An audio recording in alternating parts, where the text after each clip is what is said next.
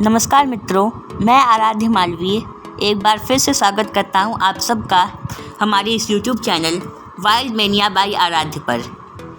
मित्रों, जैसा कि हम सभी जानते हैं कि हम इस चैनल पर प्रकृति और जानवरों से संबंधित चर्चाएं करते हैं, परंतु क्या आप जानते हैं कि प्रकृति हमें जीवन से संबंधित भी कई शिक्षाएं देती है और हमारे इस चैनल का उद्देश्य सिर्फ आपको प्रकृति और जानवरों से संबंधित जानकारियों से अवगत कराना ही नहीं, बल्कि प्रकृति से मिलने वाली जीवन शिक्षाओं से भी अवगत कराना है। मित्रों, आज मैं आप सभी को एक सत्य बताना चाहूँगा कि मैं एक कहानी लेखक भी हूँ तथा मैं अपनी कल्पना से बनाकर कई कहानियाँ लिखता हूँ। तो आज मैं अपने इसी हुनर का प्रदर्शन आप सभी के सामने इस वीडियो में करना चाहता हूँ। आज मैं एक सूखे वृक्ष के ऊपर ऐसी एक कहानी सुनाऊँगा जिसे सुनकर आप बहुत ही प्रभावित होंगे, और मैं बीच बीच में ऐसी कहानियाँ YouTube पर डाला करूँगा। इस कहानी का नाम है सूखे वृक्ष की आत्मकथा। इस कहानी में मैं आप सभी को ये बताने का प्रयत्न करूँगा कि यदि किसी सूखे वृक्ष में भावनाएं हों और वो हमारी तरह सोच सके तो इस दुनिया को देखने का उसका नज़रिया क्या होगा। तो आइए शुरू करते हैं। मेरी स्वयं की लिखी हुई कहानी है सूखे वृक्ष की आत्मकथा। एक बार की बात है, किसी घने जंगल में एक बहुत चौड़ा और बहुत ऊंचा एक आम का वृक्ष था, जिसकी जड़ें बहुत दूर दूर तक फैली हुई थी और बहुत हरा भरा था। उस पर कई प्रकार के पक्षी अपना घोंसला बनाते थे।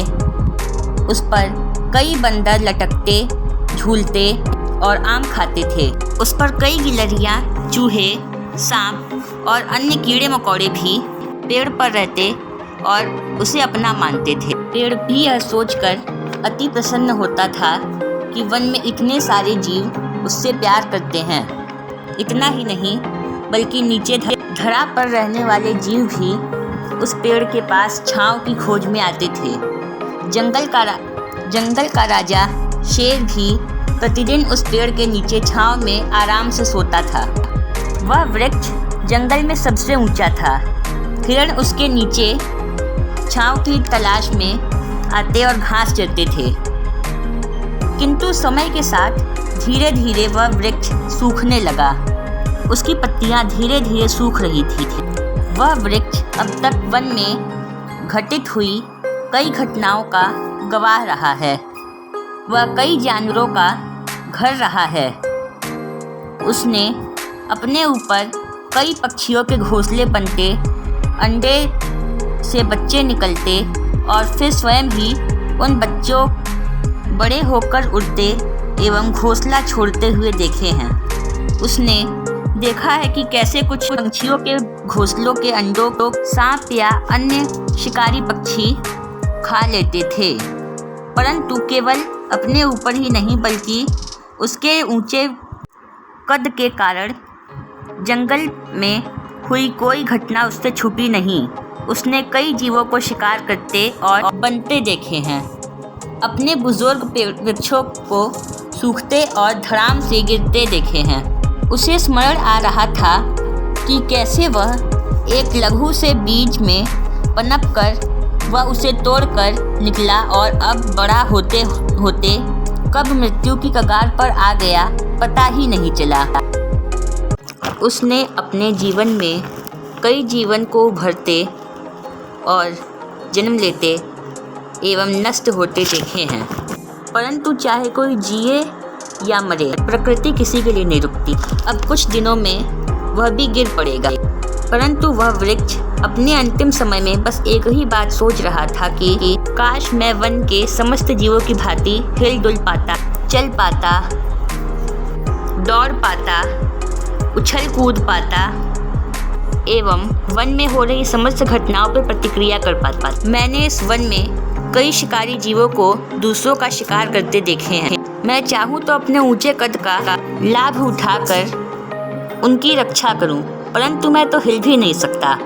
बस जड़ों से पानी और पत्तियों से भोजन, जो सूर्य का प्रकाश, पानी और कार्बन डाइऑक्साइड के मिश्रण से बना है, वैज्ञानिकी भाषा में जिसे ग्लूकोज कहते हैं, उसके ही सहारे जीवित था और हूँ।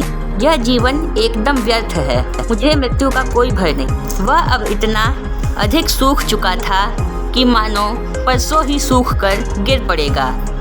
एक रात्रि उसी वृक्ष पर वानरों के एक झुंड में चर्चाएं हो रही थी। एक बुजुर्ग वानर ने वानरों के सरदार से कहा, सरदार, यह वृक्ष अब धीरे धीरे सूखता जा रहा है। यह अब 2 दिन के अंदर ही सूख कर गिर जाएगा। सरदार ने कहा, इशारे करते हुए, हमने इस वृक्ष पर कई पीढ़ियां बिताई है, पर अब दुर्भाग्यवश हमें इसे छोड़ना ही पड़ेगा। जंगल में वह जो वृक्ष है, अब हम उस पर ही अपना बसेरा करेंगे, संकेत के माध्यम से उसने कहा। एक और वानर ने कहा, यह वृक्ष हमें सदैव स्मरण रहेगा। हम सब ने इस पर ही अपना बचपन व्यतीत किया है। बुजुर्ग वानर ने कहा, सभी जीव इस वृक्ष को छोड़कर जा रहे हैं। न चाहते हुए भी अब हमें भी जाना होगा।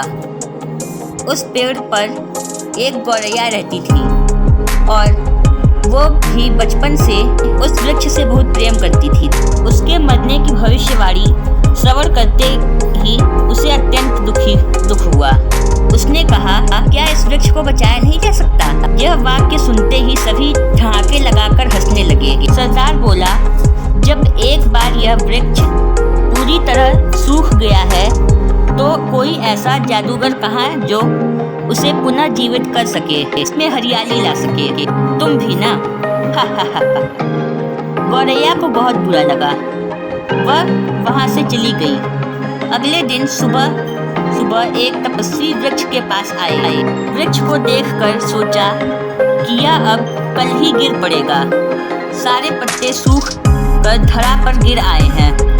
तभी वह गौरैया आकर उनके कंधे पर प्रस्थान कर गई। वह उन्हें जानती थी, जो प्रतिदिन उस वृक्ष के नीचे बैठकर तपस्या किया करते थे, तो कभी कभी वन के जीवों से भी बोलते बात करते और उन्हें उपदेश देकर जीवों की समस्या का समाधान करते थे। तो आज गौरैया अपनी समस्या लेकर आई थी। गौरैया ने कहा, प्रणाम गुरुजी, मैं गौरैया हूँ तथा इस वृक्ष पर ही घोंसले में मेरा जन्म हुआ था। थोड़े बड़े होने पर इसी वृक्ष से मैंने बार बार छलांगे लगाकर उड़ना सीखा। अक्सर पक्षी जब एक बार उड़ता है तो उस स्थान को छोड़कर दूर कहीं घोंसला बनाते हैं, किंतु मैंने ऐसा नहीं किया। मुझे इस वृक्ष से बहुत प्रेम है, तो कृपया आप अपनी दिव्य शक्तियों का प्रयोग कर इस वृक्ष को पुनः हरा भरा करें। तपस्वी बोले, किसी को जीवन या मृत्यु देना हमारा कार्य नहीं, बल्कि साक्षात परमपिता परमेश्वर का काम है। कहकर मौन हो गए। गौरैया ने पुनः गुहार लगाई, आप अपनी दिव्य शक्तियों का प्रयोग करिए ना।